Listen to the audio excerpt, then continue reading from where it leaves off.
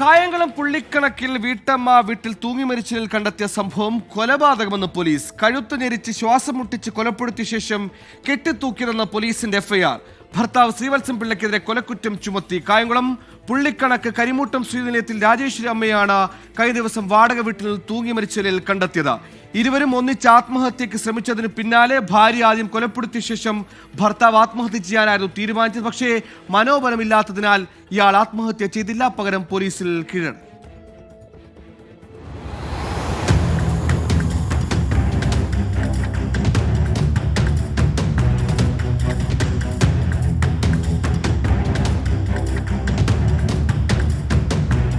രാജേശ്വരി അമ്മയുടെ കഴുത്തിൽ വിരലടയാളം കണ്ടെത്തിയിരുന്നു.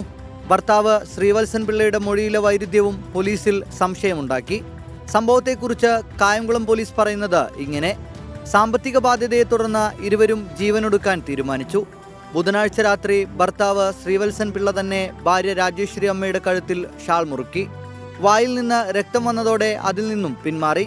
ഇരുവരും വാഹനത്തിന് മുന്നിൽ ചാടി ആത്മഹത്യ ചെയ്യാൻ തീരുമാനിച്ച വീട്ടിൽ നിന്നും ഇറങ്ങി. റോഡിലെത്തിയെങ്കിലും അവിടെ നിന്നും ഭയന്ന് പിന്തിരിഞ്ഞു. തുടർന്ന് വീട്ടിലെത്തി മുൻപ് തീരുമാനിച്ച പ്രകാരം ഷാൾ കഴുത്തിൽ കുരുക്കി ആദ്യം രാജേശ്വരി അമ്മയുടെ മരണം ഉറപ്പിച്ചു. പിന്നീട് തനിക്ക് ആത്മഹത്യ ചെയ്യാൻ മനോബലം ഉണ്ടായില്ലെന്നാണ് ശ്രീവത്സൻ പിള്ളയുടെ മൊഴി. വാടക വീട്ടിൽ ഇരുവരും മാത്രമായിരുന്നു താമസം. കസ്റ്റഡിയിലുണ്ടായിരുന്ന ശ്രീവത്സൻ പിള്ളയുടെ അറസ്റ്റ് രേഖപ്പെടുത്തി. 24 ആലപ്പുഴ.